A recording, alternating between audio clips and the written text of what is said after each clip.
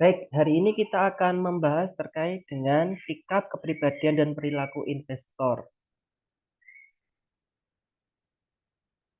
Nah, perlu teman-teman ketahui bahwasanya seseorang itu memiliki kepribadian yang berbeda sehingga berdampak pada pengelolaan keuangannya.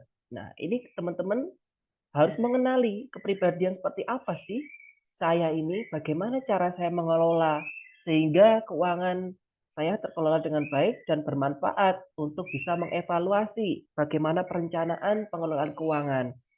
Nah, ini teman-teman kalau keuangannya masih belum pernah dianggarkan, proporsinya untuk pengeluarannya seperti apa, itu teman-teman perlu belajar bagaimana mengatur keuangannya sehingga jelas persentasenya berapa persen digunakan untuk apa, berapa persen digunakan untuk apa. Sehingga bisa dikontrol hal-hal yang kurang bermanfaat pengeluarannya. Nah, yang pertama ini ada amaser, si obsesi berlebihan.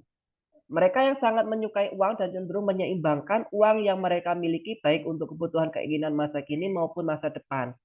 Nah, ini teman-teman yang kadang seringkali luput atau kelupaan bahwasanya kita harus merencanakan keuangan masa depan kita. Karena kita bekerja tidak sepenuhnya sampai mati kan ya. Tetapi karena kita terbatas kemampuan kita waktu tua, maka kita pasti ada usia pensiun. Maka kita perlu merencanakan mulai dari sekarang. Yang kedua ada avoider atau enggak pedulian, yaitu mereka yang merasa tidak kompeten dan mudah kewalahan jika dihadapkan dengan hal-hal yang menyangkut uang. Nah, ini teman-teman kalau misalkan tidak suka menghitung, itu juga tidak tepat ya. Karena mau suka hitung-hitungan atau enggak suka hitung-hitungan, teman-teman pasti berkutat dengan uang. Terkait dengan pemasukannya, pengeluarannya, itu juga perlu diperhatikan. Sehingga dapat dikendalikan dengan baik. Jadi harus belajar kalau tidak menguasai. Yang selanjutnya ada hoarder, yaitu si menabung lulu. Adalah mereka yang suka menabung dan memprioritaskan tujuan keuangan mereka atas segalanya. Jadi karena sudah tertata dengan baik, pendapatan juga cukup besar, maka tingkat kelebihan dari penggunaan uang yang diperoleh juga besar sehingga ditabung atau diinvestasikan. Ada juga spender, si doyan belanja. Nah, ini adalah mereka yang gemar sekali menggunakan uang untuk membeli barang dan jasa yang tujuannya itu untuk kepuasan, sehingga mereka merasa berbahagia ketika berbelanja.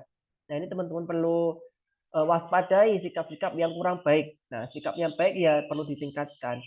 Nah, ini sumber didapatkan dari OJK. Nah, ini kalau teman-teman lihat searching di websitenya OJK itu ada banyak materi yang teman-teman bisa pelajari dan gratis bisa di-download.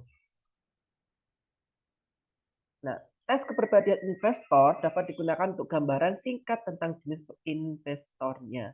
Jadi misalkan kita berhubungan dengan investor, maka kita perlu mengetahui bagaimana sih kepribadian investor tersebut sehingga kita dengan tepat bisa menawarkan instrumen investasi yang cocok dengan kebutuhan investor tersebut. Nah, di sini dapat diklasifikasikan perilaku investor itu menjadi dua model sesuai dengan teori yang dikemukakan oleh beberapa peneliti terdahulu. Yang pertama ada model Bill dan Kaiser atau BBK. Yang kedua ada model Barner-Wall. Di sini kedua model penggolongan kepribadian investor tersebut memberikan pemahaman berbeda-beda terkait karakteristik kepribadian investor dan bagaimana hal tersebut dapat mempengaruhi perilaku dan keputusan investasi mereka. Namun, baik model Big Five atau yang BPK tadi dan juga hanya memberikan gambaran umum dan tidak sepenuhnya menggambarkan karakteristik dan perilaku investasi individu secara menyeluruh. Jadi kedua model ini hanya berupa pendekatan yang mana tidak tentu semuanya itu benar 100%, tetapi secara garis besar atau secara umumnya yang seperti itu tadi. Nah, yang pertama ada Big Five atau Five Way model, yang mana ada beberapa sikap. Kalau teman-teman bisa lihat di sini di PowerPoint-nya, ada adventurous, celebrity, guardians, individualistic, dan strict row. Yang mana kelima sikap ini akan memunculkan keputusan yang berbeda-beda seperti impetus, confidence, careful, anxious. Ini adalah sikap yang dimunculkan. Jadi keputusan yang diambil atas sikap-sikap yang ada. Nah, ini akan kita bahas terkait dengan satu-satu sikapnya. Kalau teman-teman lihat, confident ini sangat percaya diri, pede. Kalau yang impetus ini sikap yang seperti apa? Nah, yang impetus ini adalah sikap yang gegabah. Nah, kalau yang confident yakin, impetus gegabah, yang anxious itu adalah sikap was-was. Sedangkan careful itu adalah sifat yang cermat. Jadi sikap cermat itu muncul karena sikap apa saja, itu dapat digambarkan nanti setelah ini kita jelaskan satu-satu. Kalau misalkan petualang adventure itu ya suka tantangan, tidak mempedulikan risiko. Kalau selebritas itu ya orang-orang suka menonjol. Guardian ini adalah tipe yang lebih matang kedewasaannya, sedangkan individualistik ini adalah cenderung bekerja sendiri. Nah, yang pertama itu deskripsi dari beberapa sifat tadi. Ada adventures, orang yang bersedia mempertaruhkan semuanya dalam satu taruhan dan melakukan karena mereka memiliki kepercayaan diri. Nah, kalau teman-teman lihat pada bias emosi kemarin, orang-orang yang percaya diri pasti lebih dominan mempercayai pendapatnya pribadi. Nah, ini difficult to advise, sulit untuk dinasihati. Willing to take risk, suka mengambil risiko, bersedia mengambil risiko. Jadi karena mereka pede, mereka mempersepsikan risiko itu bukan hal yang menakutkan. Volatile client from an investment counsel point of view, yaitu klien yang mudah berubah dari sudut pandang penasihat investasi. Jadi mereka akan berubah ketika yang memberikan pendapat itu adalah orang-orang yang di atas mereka kemampuannya dan diakui.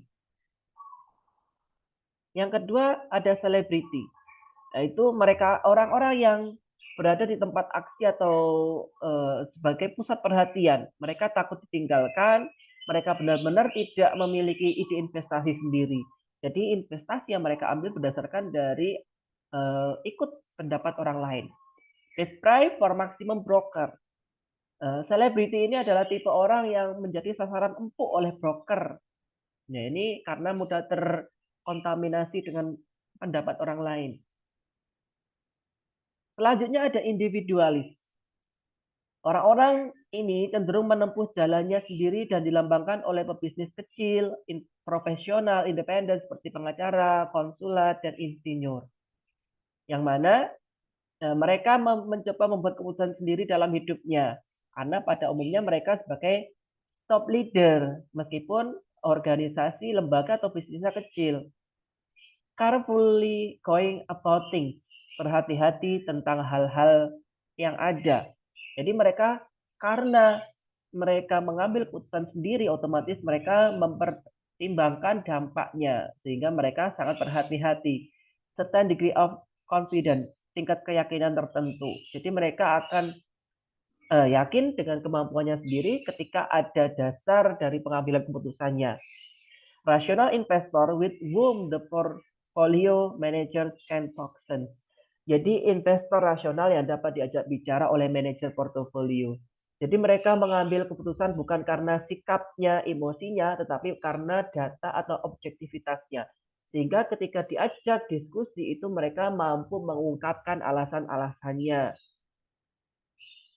Yang selanjutnya ada The Guardians, yaitu biasanya seiring bertambahnya usia dan mulai mempertimbangkan pensiun, mereka mendekati profil kepribadian ini. Sikap yang matang karena mereka sudah menempuh masa yang lama ketika investasi, sehingga mereka sudah mengetahui keuntungan dan kekurangan dari keputusan-keputusan investasi yang pernah mereka ambil. Careful and little bit worried about their money, yaitu mereka sangat berhati-hati dan sedikit khawatir tentang uang mereka. Karena mereka sudah mengetahui, mempertimbangkan risikonya, otomatis mereka mampu mengendalikan risiko tersebut. Sehingga kekhawatiran akan risikonya juga kecil. Preserve their asset, jadi mereka lebih mempertahankan aset mereka daripada menambah, karena asetnya sudah bertambah dengan cukup banyak.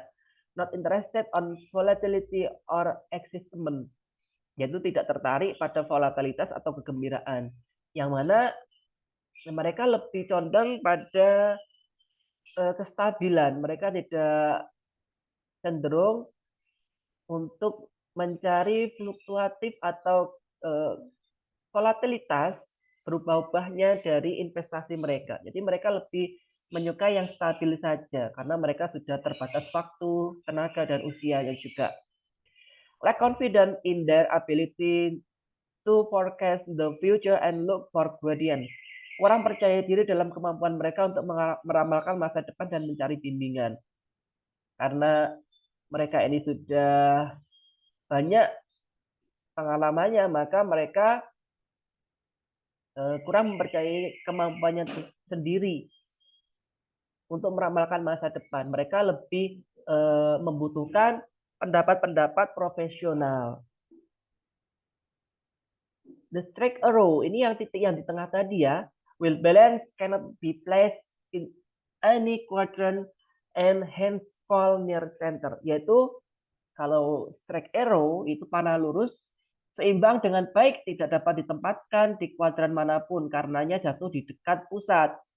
Rata-rata kelompok klien ini adalah investor rata-rata, yaitu rata-rata orang yang bersikap netral. Nah, ini masuk ke straight arrow, yang mana mereka tidak condong kepada salah satu sikap. Nah, pada model kedua ada Barnwell model. Barnwell model ini hanya mengelompokkan pada dua jenis investor. Yang mana yang pertama ada aktif dan pasif. Nah, kalau teman-teman ini masuk yang mana kira-kira itu perlu teman-teman analisis sendiri. Sehingga mampu memaksimalkan kelebihannya dan mengoptimalkan kekurangannya. Passive investor are those investor who gain their wealth passively. Investor yang pasif adalah investor yang memperoleh kekayaannya secara pasif. Nah, kira-kira apa kekayaan pasif itu? Contohnya teman-teman mendapatkan warisan, hibah, yang mana tanpa bekerja teman-teman sudah mendapatkan pendapatan. Include profesional like corporate manager, consulate, lawyers, medicos, politician, bankers, jurnalis, dan sebagainya. Yang mana ini adalah profesi yang profesional. Yang mana ketika teman-teman bekerja ataupun tidak bekerja itu tidak akan rugi.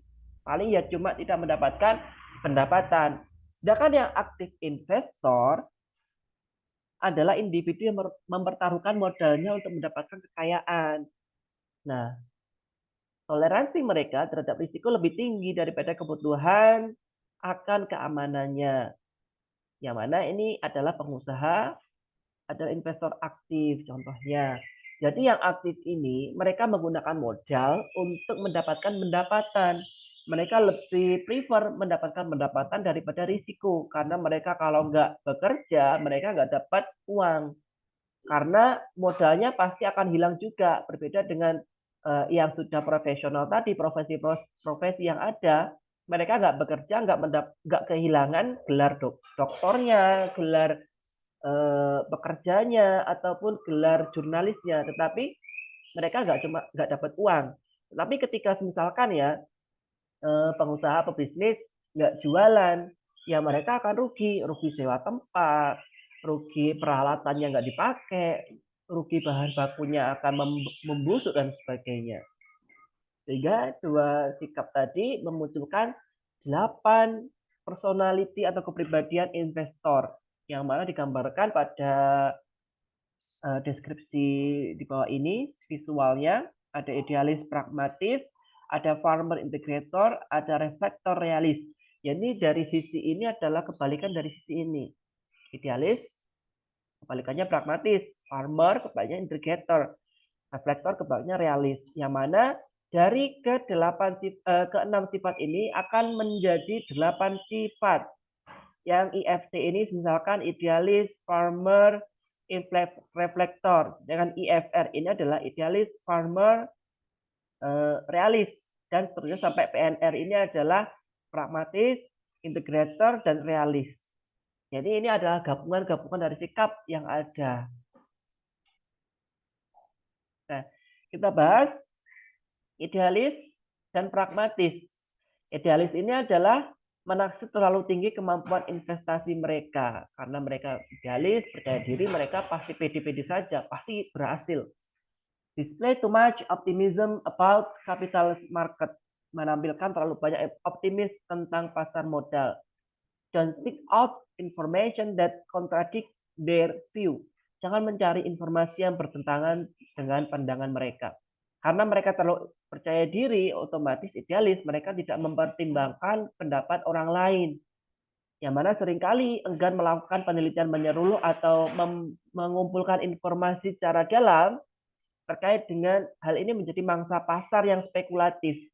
Ya, mereka seringkali menjadi korban karena mereka tidak mau mendengarkan atau mencari data dulu.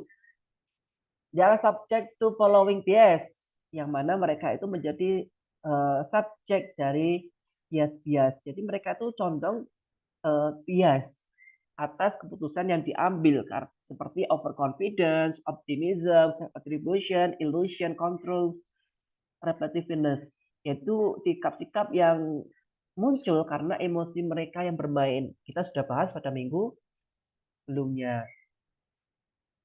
Sedangkan yang pragmatis itu adalah menampilkan pemahaman yang realis tentang keterampilan dan keterbatasan mereka terkait dengan investasi yang dipilih. Dan mereka lebih realis, pragmatis ini. Not too overconfident, tidak terlalu percaya diri terkait dengan pasar modal. Sehingga menunjukkan dosis skeptis. Yang sehat skeptis itu mereka pasti kenapa kok bisa seperti ini, mempertanyakan keputusan. Sehingga mereka lebih sehat atau lebih realis terkait dengan keputusan investasi mereka. To search for confirmation. Mereka melakukan riset atau konfirmasi sebelumnya untuk memastikan informasi yang diterima. Typically not susceptible to the mentioned bias. Lakukan penelitian biasanya tidak rentan terhadap bias yang disebutkan. Jadi karena mereka sudah realis, terus mereka mencari informasi, otomatis mereka subjektivitasnya rendah, lebih objektif karena ada data. Selanjutnya ada framing integration, yang mana pembentuk cenderung mengevaluasi setiap investasi mereka melalui lensa tertentu dan tidak mempertimbangkan bagaimana investasi sesuai dengan rencana portofolio secara keseluruhan. Jadi framing effect sudah kita bahas pada pertemuan sebelumnya, yang mana mereka mengelompokkan jenis-jenis investasi dan tidak menghubungkan antar investasi tersebut. Terlalu kaku dalam pendekatan mental mereka untuk menganalisis masalah. Jadi mereka mengkotak-kotakkan masalahnya. Farmer portfolio appear to comprise disassociate pot of money rather than a composite of complementary interrelated investment. Jadi mereka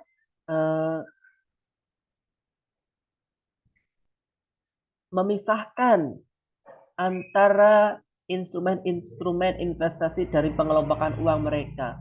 Yang mana mereka pasti akan muncul bias-bias emosinya seperti conservatism, mental accounting, ambiguity, dan sebagainya. Sedangkan yang integration itu kebalikannya. Integrator are characterized by an ability to contemplate border, context, and externalities. Yang mana yang integration ini lebih dicirikan kemampuan untuk merenungkan konteks dan eksternalitas yang lebih luas. Jadi mereka tidak pada satu konteks saja sudut pandang, tetapi mereka lebih mempertimbangkan sudut pandang yang lainnya lebih luas, sehingga mereka memandang portofolio dengan benar-benar sebagai sistem yang komponennya itu saling berinteraksi dan menyeimbangkan satu dengan yang lainnya. Nah, ini mereka berpendapat bahwasanya portofolio itu saling berhubungan, sehingga membentuk satu kesatuan dari portofolio yang ada investasinya. Jadi investasi, portofolio itu kan gabungan investasi. Nah, dalam satu gabungan itu saling berhubungan portofolio yang ada. Flexible in approach to market. Jadi mereka lebih fleksibel ke pasar karena mereka menghubungkan antar satu investasi dengan investasi yang lainnya. Not susceptible to the bias. Mereka tidak bias karena mereka mengintegrasikan berbagai instrumen investasi dari informasi yang diterima. Selanjutnya ada reflecting dan realism.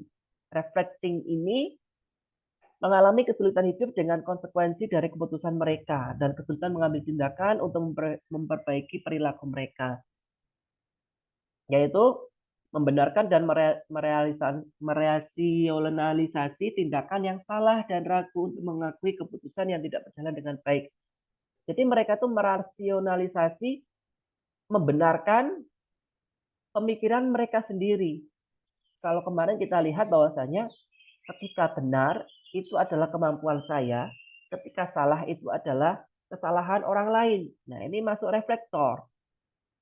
Jadi rentan terhadap bias seperti disonansi kognitif, kontrol diri, regret status quo, hindsight. Yaitu mereka pasti akan emosinya yang bermain sehingga sikap-sikap bias itu muncul. Berkebalikannya ada realis. Realis ini have less trouble coming to terms with the consequence of their choice. Yaitu mereka lebih sedikit kesulitan untuk menerima konsekuensi dari pilihan mereka. Jadi mereka mempertimbangkan kekurangan mereka, keputusannya itu apa untuk investasi. Sehingga ketika rugi, oh ternyata kekurangan saya itu tadi, kekurangan investasi yang saya ambil ternyata terwujud. Sehingga saya akan berbenah pada investasi berikutnya. Jadi mereka mengakui. Sehingga jangan cenderung berebut alasan untuk membenarkan tindakan yang salah. Jadi kalau salah itu ya diakui untuk evaluasi. Mengambil tanggung jawab atas kesalahan mereka, jadi tidak melempar kepada orang lain. Waktu yang lebih mudah dengan pengambilan keputusan di bawah tekanan. Not susceptible to any bias. Jadi mereka lebih terhindar dari sikap-sikap bias. Nah, kalau teman-teman lihat, dalam pengambilan keputusan itu tidak hanya karena feeling, insting, ataupun perasaan, tetapi harus mempertimbangkan berbagai faktor seperti bagaimana teori investasi, bagaimana nilai-nilainya, bagaimana perilaku yang harus saya ambil bersikap, bagaimana behavioral finance teorinya, dan apa keputusan investasi yang tepat. Sehingga muncullah teori perilaku pengambilan keputusan investasi berdasarkan berbagai pertimbangan. Nah, kalau teman-teman lihat, investor ini ada rasional dan tidak rasional. Kalau yang tidak rasional itu yang kemarin bias kognitif, bias emosi, dan interaksi sosial. Karena sinyal pribadi, emosinya yang dipakai. Sedangkan yang rasional, mereka menggunakan informasi akuntansi atau informasi-informasi perspektif orang lain. Sehingga keputusan mereka lebih objektif daripada subjektif. Nah, kalau teman-teman lihat di sini, investor untuk membeli investasi perilakunya bagaimana, ada aktif, manage, potensial, reflektif, yang mana ada sikap-sikap bias yang muncul ketika teman-teman mengambil sikap yang kebijakan yang kurang tepat. Yang mana dalam investasi teman-teman itu pasti mempertimbangkan seperti hal-hal luar juga, aset, kebijakan, asuransi, retirement, estate, dan sebagainya. Sehingga akan membentuk financial planning yang baik. Nah, selanjutnya teman-teman kalau di pasar modal berarti teman-teman harus punya alasan investasi baik teknikal maupun fundamental. Sehingga nanti teman-teman bisa menjadi investor yang berkelanjutan. Karena bersifat objektif dengan alasan-alasan yang tepat. Nah, kalau teman-teman lihat, di sini ada intention. Intention adalah minat. Behavior itu adalah perilaku. Minat dibentuk dari beberapa sikap, subjective norm, perceived behavioral, yang mana nanti akan menjadi minat diwujudkan dalam continuance, yang mana keberlanjutan minat nanti akan diwujudkan sebagai perilaku. Attitude sikap kita bagaimana, positif atau negatif terhadap informasi, investasi, subjektif norm itu bagaimana lingkungan mendukung, apakah investasi adalah hal tabu atau tidak tabu, perceived behavioral control, bagaimana kemampuan itu tadi mampu menjangkau sehingga dapat diwujudkan. Baik, itu tadi penjelasan terkait dengan materi. Kita lanjut di grup jika ada pertanyaan. Terima kasih. Assalamualaikum warahmatullahi wabarakatuh. Waalaikumsalam warahmatullahi wabarakatuh. Terima kasih Bapak.